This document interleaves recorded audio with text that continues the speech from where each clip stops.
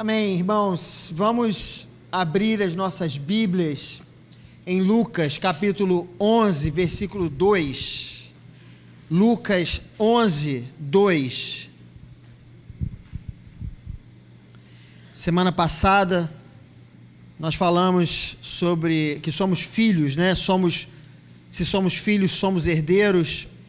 Hoje, nós vamos falar um pouco mais sobre os desdobramentos da paternidade de Deus sobre nossas vidas. Aí atrás está tudo certo? Tá? Beleza. Lucas 11, versículo 2.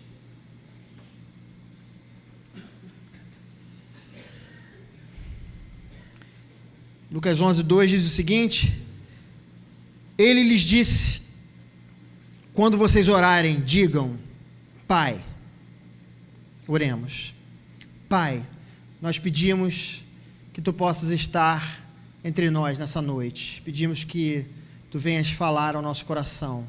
Tu possas mudar o nosso ponto de vista, que nós possamos olhar a vida conforme a Bíblia nos ensina. Que seja assim entre nós, no nome de Jesus. Amém.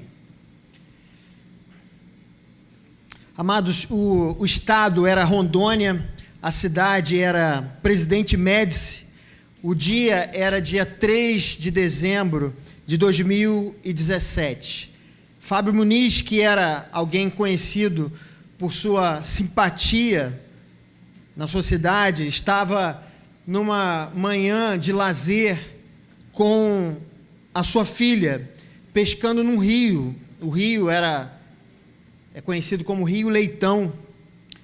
E aquela coisa ali, que acontece normalmente, as brincadeiras, crianças gritando e tudo mais, ele percebeu que algo estava estranho com a sua filha. Ele percebeu que ela estava se afogando. Ele não pensou duas vezes, se atirou na água e foi em direção à sua filha. Ele sequer cogitou a possibilidade de se autopreservar, já que ele não sabia nadar. E com muito esforço, já imerso pela água, ele conseguiu lançar a sua filha para fora da água. Mas, infelizmente, ele foi tomado pela corrente da água, pela profundidade.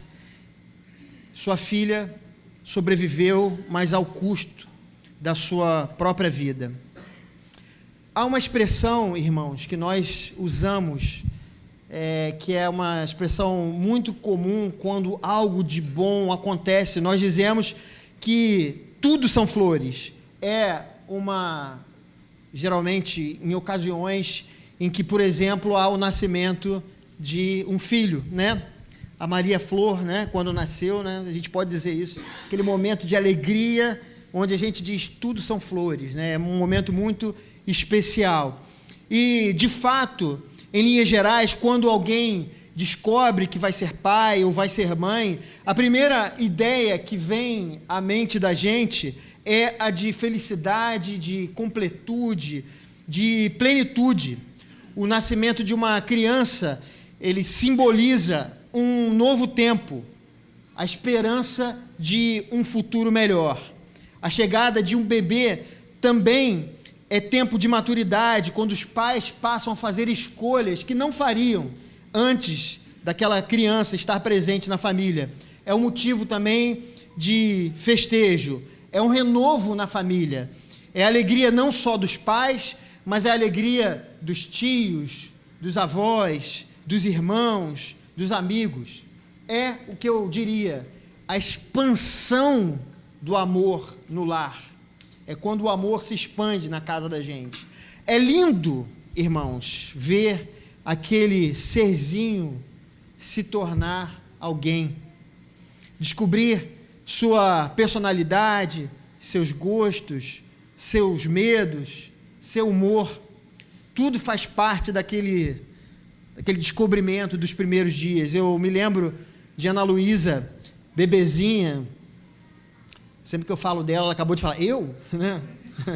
Mas eu lembro quando ela era bebezinha, e eu lembro dos momentos tão especiais que eu vivia ali naqueles dias, de ver aquela criancinha, né? Eu lembro da alegria de quando ela nasceu, né? Foi só a partir daí que a ficha caiu, que eu era pai. Enquanto estava na barriga de Gláucia já se sentia mãe, mas eu meio que de fora. Mas quando ela nasceu, aquela pessoinha tão linda, né? Que ela era e continua sendo, né?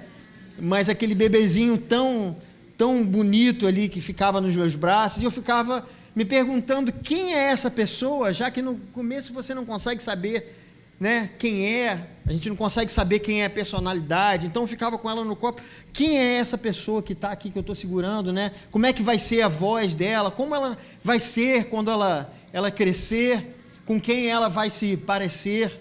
Se por um lado eu amava tê-la nos meus braços, por outro também havia uma ansiedade dentro de mim por querer vê-la desabrochando como uma pessoa, né? Havia esse conflito inexplicável, né, na vida dos pais, quando querem ter o filho, né, em seus braços, mas também querem vê-lo crescendo. E apesar disso tudo que eu falei, eu poderia dizer também que nem tudo são flores. Afinal, a gente sabe também que a vida não é um mar de rosas. Toda aquela expectativa da pessoinha que invade as nossas vidas com amor, muito amor, muitas vezes é frustrada por conta de uma série de conflitos vividos pelos atores familiares. Sem nos darmos conta, os anos se passam, os pais e filhos se tornam distantes ou até mesmo quase desconhecidos. Em alguns casos, se tornam até mesmo inimigos irreconciliáveis. Em Betim, na grande BH, Flávio de Oliveira Farias, ele teve uma experiência terrível. Foi algo chocante, uma notícia chocante que os vizinhos tiveram. Havia muitas discussões dentro de casa. Ele e o seu pai discutiam e conflitos, e num certo dia o seu pai chegou bêbado em casa, dizendo que iria matar o seu filho. E ele estava no portão com um amigo, de repente o pai veio da cozinha com uma faca e, de modo brutal, ele assassinou o próprio filho. Mas mesmo, irmãos, com essas aberrações, a paternidade continua sendo algo divino. No Antigo Testamento, a paternidade era algo muito significativo. Dentro de cada família, o pai era o cabeça de um clã, de um sistema patriarcal. Era algo que prevalecia naquela época. Homens como Abraão, Jó, Melquisedeque, eles eram líderes do seu povo, líderes de suas famílias. Eles eram autoridades administrativas, autoridades espirituais, líderes morais. Os pais, naquela época, eles eram a própria lei. Nos tempos de Jesus, já, né, muito tempo depois, essa relação já havia mudado. O mundo ele já conhecia os grandes impérios. Os pais eles já não eram mais patriarcas, não eram chefes de tribos ou clãs familiares. A família era formada por pais, filhos, parentes, e se a família fosse uma família abastada, até mesmo os servos, eles faziam parte da família. Nos dias de hoje, a estrutura familiar, ela não difere tanto quanto nos tempos do Novo Testamento. O que muda, basicamente, são os papéis e a estrutura familiar. Nem sempre os pais de hoje são chefes de família. Nem sempre os pais são os educadores, como era obrigação no passado. Crianças hoje, muitas vezes, são criadas por parentes, né, por tios, por avós, ou até mesmo por babás. Mas apesar das diferenças, né, da paternidade nos tempos de hoje, nos tempos do Novo Testamento, do Antigo Testamento, ou até mesmo antes disso, há algo que entrelaça o conceito da paternidade em todos os tempos. E isso é uma simples palavra chamada amor. Quem que não se emociona com as histórias bíblicas, como, por exemplo, a história de Abraão, que estava sofrendo, porque Deus pediu que ele desse o seu filho em sacrifício. O sofrimento também de Jacó, quando recebeu a notícia que o seu filho José havia sido morto. Ele achava que tinha sido morto e ele sofreu o luto pela morte do seu filho tão especial. Davi, que chora pela morte de Absalão, que foi morto por um dos seus generais. Jairo, nos tempos de Jesus, que desesperadamente procura Jesus para que ressuscite a sua filha. Ou do próprio Fábio Muniz, aquele lá de Rondônia, que salvou sua filha da morte no Rio. Não é mero acaso, irmãos, isso é muito importante, que a Bíblia, que Jesus, ele lança a mão da parábola do filho pródigo para exemplificar que tipo de amor Deus tem para conosco. A Bíblia nos apresenta o Deus Pai. Somos filhos de Deus. Esse não é um conceito vago. É a essência do nosso relacionamento com o Deus que nós cultuamos. Sendo a paternidade de Deus a essência do nosso relacionamento com Ele, eu gostaria de, nessa noite, abordar alguns pontos importantes sobre esse assunto. E o primeiro deles é: o que significa Deus Pai? Nos anos 90, eu tomei ciência de uma teologia que não começou nos anos 90, ela se expandiu fortemente nos anos 90, que era a teologia da prosperidade.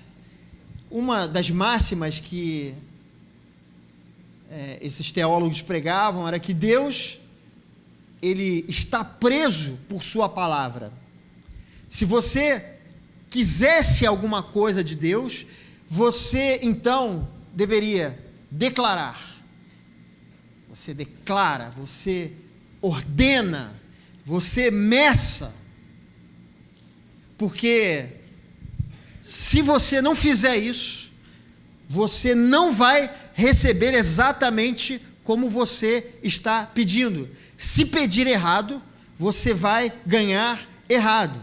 Como, por exemplo, você precisa de um carro, é uma necessidade para o seu trabalho, mas aí você acha que uma bicicleta é o suficiente, e aí você começa a pedir a Deus essa bicicleta. E aí, Deus, como Ele está preso pela sua palavra, né, segundo o raciocínio desses teólogos, ele mesmo sabendo que você precisa de um carro, ele ia lhe dar uma bicicleta, uma linda bicicleta, ainda que essa bicicleta fosse inútil para você. A essência dessa teologia é o misticismo, a manipulação dos poderes divinos, é o não relacionamento, é o oposto do relacionamento. A paternidade ensinada por Jesus pressupõe relacionamento e intimidade. Nos ensina algo completamente diferente do misticismo relacional.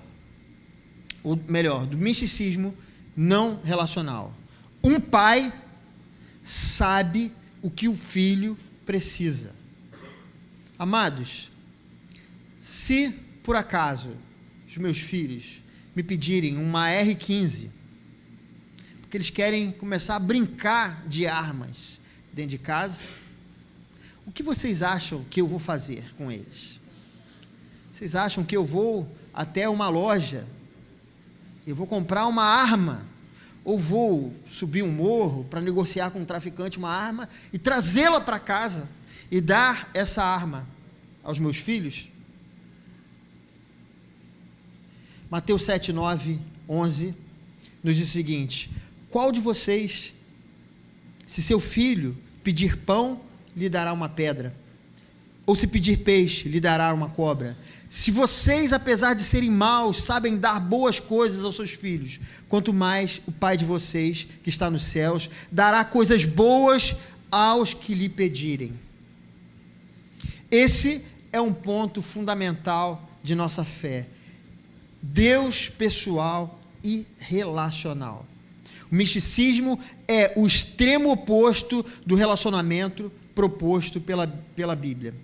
Mandingas, magias, rezas prontas é uma forma de contornar e atalhar o relacionamento. Relacionamento pressupõe submissão, obediência, troca, aprendizado, conhecimento. Misticismo pressupõe fórmulas impessoais. Não leva em consideração se sou ou não obediente, se faço ou não a magia para o bem, se estou ou não comprometido com o que é certo. Magia, é uma fórmula, é uma receita. O que a Bíblia nos fala é que Deus, Ele nos enxerga. Se você toma uma decisão certa ou errada, este ser relacional não cruzará os braços e dará de ombros para você. Esse pai também não é qualquer pai. Quando Jesus usa a figura do pai nos ensinando a orar, a gente vê em Mateus que ele usa, numa versão mais completa, né, dessa oração, ele fala: o Pai que está nos céus. Pai nosso que estás nos céus. É o que Jesus nos ensina. O uso da expressão o Pai que está nos céus não era uma exclusividade de Jesus. Vocês sabiam disso? Era também uma oração usada pelos fariseus. Entretanto, quando Jesus ele ensina essa oração, ele usa o termo Abba. Nós sabemos bem, né? Que Abba significa o quê? Paizinho, né? É uma expressão muito usada por criança nessa época. Abba, paizinho. Diferente de Jesus, os fariseus eles usavam uma outra palavra. A palavra usada pelos fariseus era Abnu, que significa nosso pai. Na concepção farisaica, Deus era um ser pessoal e relacional. Entretanto, Jesus ele vai além e nos ensina que Deus não é apenas um ser pessoal e relacional, mas é alguém íntimo de nós. Jesus, ele vai além. Isso não é difícil de entendermos, irmãos. Se pensarmos que muitos pais e filhos não têm amor, ou não têm um relacionamento de amor e carinho, apesar de muitas vezes ter a ligação consanguínea, né? Sei que vocês conhecem alguma experiência como essa que eu contei anteriormente, né? De pais e filhos que são pais, está no papel, está no sangue, mas eles não têm uma relação como essa de intimidade. Por conta disso, o estar nos céus, que também era usado pelos judeus nas orações, tendia a estabelecer uma distância entre os homens e o grande Deus. Essa era a visão deles. A expressão que está nos céus não pode ser confundida, segundo os ensinos de Jesus, como alguém distante de nós. Por isso ele usa Abba, paizinho. Quando Jesus ele fala Abba e diz que estás nos céus, o objetivo de Jesus é destacar a grandeza e a perfeição divina, mas não a distância. Diferente de nós, da paternidade humana, essa paternidade divina, segundo o que Jesus fala, nos ensina, é que ela é perfeita. Seu amor, sua justiça, sua bondade são perfeitos. Deus não é um reflexo de nós mesmos. Ele é um ser perfeito, ele é um Pai perfeito. E, segundo ponto, o Pai Nosso é o Pai de uma família. Tem um camarada chamado Anderson Barreto, ele é de Campos dos Goitacazes. Ele é funcionário público e ele decidiu fazer a adoção de uma criança. O nome desse filho que ele adotou era João. Mas ele ficou triste quando ele adotou o João, porque ele deixou o irmão do João no abrigo. O irmão do João ele tinha uma deficiência e ele ficou triste por isso. Aí ele resolveu também adotar aquele irmão que havia ficado lá naquele abrigo. Um tempo depois, uma pessoa de um outro abrigo, ligou e pediu que o João e o Daniel, que era o seu irmão que tinha deficiência, fossem até esse abrigo, porque o irmão do João e Daniel estava naquele abrigo e estava fazendo aniversário. Ele queria passar o aniversário com os dois irmãos, e ele levou lá o João e Daniel. E lá, ele conheceu o Alexandre, e o coração dele ficou pesado depois dessa experiência, e ele resolveu adotar o Alexandre. Mas ele ficou triste, porque em outro lugar havia o Pedro, e ele convidou o Pedro para passar o Natal com eles, e depois daquela experiência, ele resolveu adotar o Pedro. Mas ele ficou triste, porque dos 4 irmãos, havia um que não havia sido adotado. E ele falou, não posso deixar esse de fora também. E ele foi lá e adotou o Leonardo. Os 5 irmãos, que viviam separados, foram reunidos em uma só casa, em um só lar, por esse homem que resolveu fazer a adoção de cada um desses meninos. Todos eles agora faziam parte da mesma família. O Senhor cuida de todos como filhos. Semana passada eu preguei aqui e disse para os irmãos que nós não somos filhos de Deus no sentido pleno. Vocês estão lembrados? Filho de Deus é Jesus, o unigênito do Pai. Jesus é o Filho unigênito de Deus, ou seja, ele é o Filho de Deus que faz parte da mesma essência de Deus. Nós não fazemos parte dessa essência, assim como os filhos adotivos não têm o mesmo DNA dos pais. Eu disse também que na conversão nós nos tornamos filhos de Deus por adoção. Nós somos adotados por Deus por conta do sacrifício de Jesus Cristo na cruz. Nós nos tornamos uma família, Deus Pai, Filho e Espírito Santo. Nós somos herdeiros, nós somos filhos, foi o que eu falei semana passada. Por isso, nós também nos referimos uns aos outros como irmãos. Nós somos irmãos, esse é o sentido.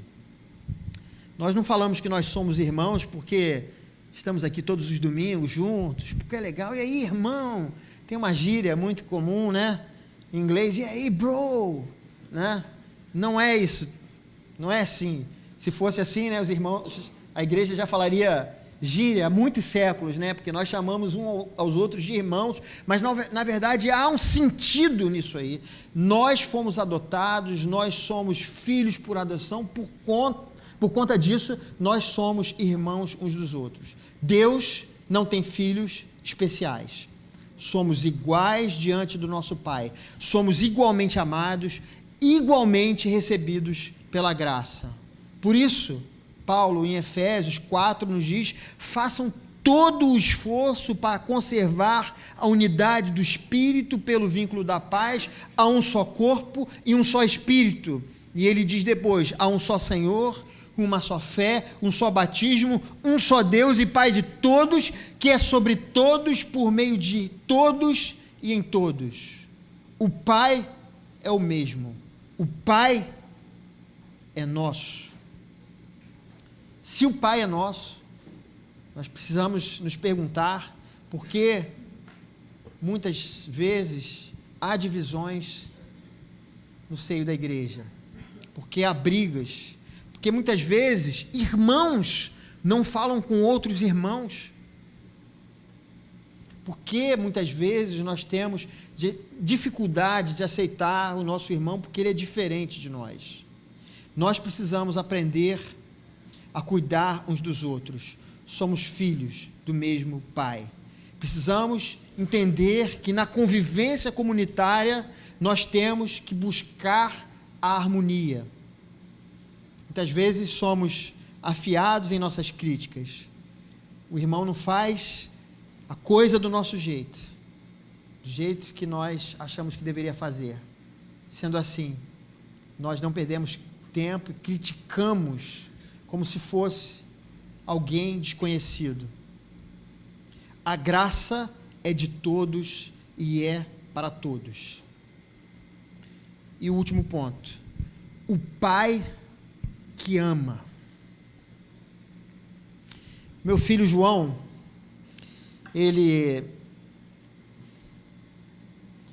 quando ele era pequenininho, tinha lá pelos 2, 3 anos de idade, uma vez ele me falou alguma coisa que me deixou muito feliz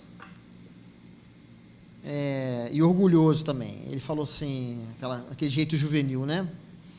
As duas pessoas mais fortes do mundo que ele conhecia eram o Batman e o papai. Eu fiquei lisonjeado com aquele elogio daquele gurizinho pequenininho, né? E eu me senti o cara, né, com isso. Falei: nossa, João, me admira mesmo. E apesar da graça disso, né, irmãos, de ser algo engraçado, há uma premissa incontestável na lógica infantil do João. Ele não tinha dúvidas que, em qualquer situação, ele teria a mim como seu defensor. Ele sabia que, se fosse necessário, eu até mesmo daria a minha vida pela vida dele. Ele tinha essa certeza, essa segurança, que eu não o abandonaria. No amor não há indiferença. O amor pressupõe proteção, disciplina, cuidado. Apesar das minhas imperfeições, ele sabia que o meu amor por ele e pela irmã dele era incondicional. Eu sempre estaria disposto a protegê-los. Não é incomum, irmãos, nós sermos tomados pelo medo em nossas vidas. Medo do futuro, medo de sermos abandonados por alguém, medo de não ter como pagar as contas, medo até mesmo de sair de casa, por conta disso tudo que a gente tem vivido. Eu, vindo para cá agora na igreja, estava ali na Niterói Manilha, de repente, do nada, quando eu vejo, tem um monte de carro vindo na contramão, piscando de farol aceso, né? Todos nós ficamos temerosos, né, com relação ao que tem acontecido. O medo tem sido algo constante. O Brasil tem nos dado uma insegurança muito grande. Mas nós não nos damos conta, mas muitas vezes o medo excessivo de nossas vidas, ele está no fato de não enxergarmos Deus como um Pai de amor. Às vezes só o vemos como um Deus castigador. Se nós vemos Deus dessa maneira, nós não conseguimos ter a segurança que nós precisamos. Quando eu era pequeno, eu tinha um amiguinho que a gente tinha muita coisa em comum, a gente gostava de futebol, a gente torcia pelo mesmo time, que vocês sabem qual é, né? Siga o líder. E ele tinha alguns brinquedos também legais, eles tinham uma condição, eles não eram ricos, mas tinham uma condição de vida melhor, então ele tinha muito brinquedo legal, né? E o pai dele me tratava muito bem. Mas, às vezes, esse mesmo pai, ele era extremamente rude com o filho. E, frequentemente, ele castigava o filho com uma disciplina desmedida, algo muito além. Hoje, eu, como pai, eu tenho condição de julgar isso, do que era necessário. O resultado, irmãos, era que esse meu amigo, ele dizia para mim que ele não amava o pai, ele não gostava do pai. Ele não respeitava o pai porque ele amava o pai, mas porque ele tinha medo do que o pai podia fazer com ele. Há uma diferença entre castigo e disciplina.